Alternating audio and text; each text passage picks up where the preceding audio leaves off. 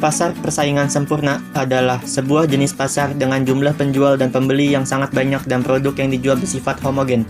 Harga terbentuk melalui mekanisme pasar dan hasil interaksi antara penawaran dan permintaan. Karakteristik pasar persaingan sempurna.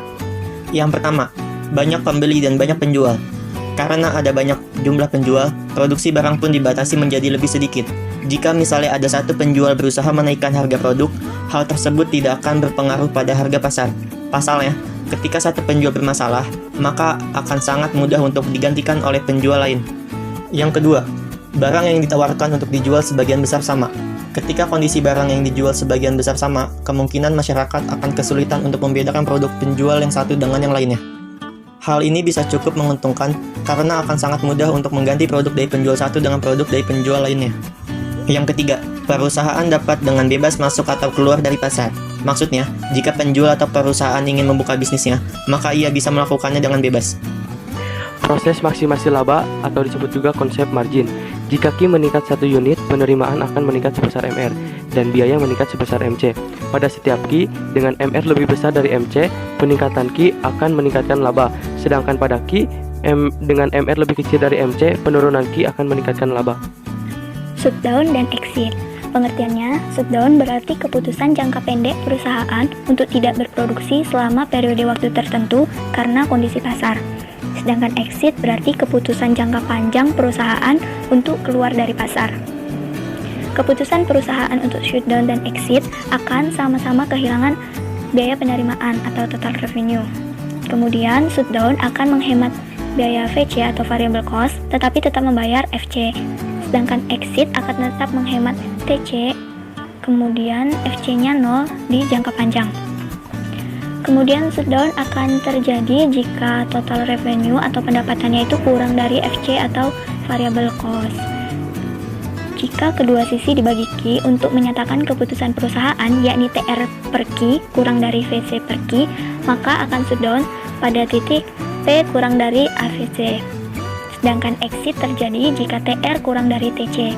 Jika dibagi Q untuk menyatakan keputusan perusahaan, yakni TR per Q kurang dari TC per Q, maka akan exit ketika P kurang dari ATC. Exit pada pasar persaingan sempurna. Exit adalah keputusan jangka panjang untuk keluar dari pasar. Konsekuensinya, perusahaan tersebut akan kehilangan pendapatan atau beban revenue. Namun di sisi lain, exit juga solusi untuk menyelamatkan perusahaan ketika perusahaan tersebut sedang mengalami kerugian dalam jangka panjang.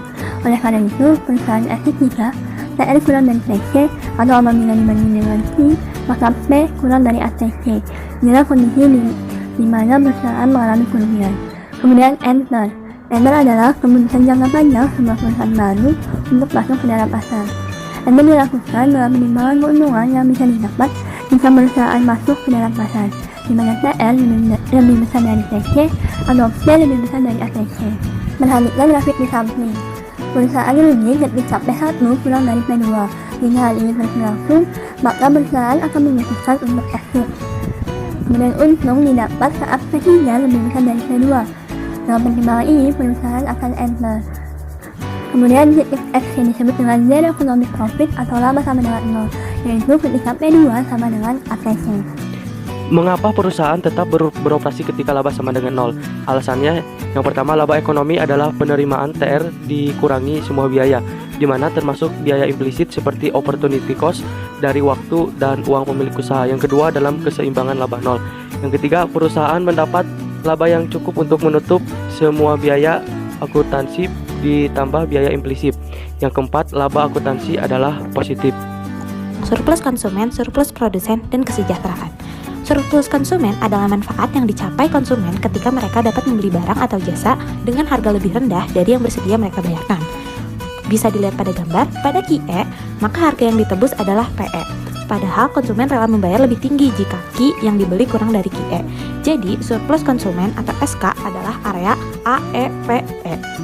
Lalu, surplus produsen adalah manfaat yang dicapai produsen ketika mereka dapat menjual barang yang melebihi harga terendah yang bersedia mereka terima. Surplus produsen SP adalah area BEPE.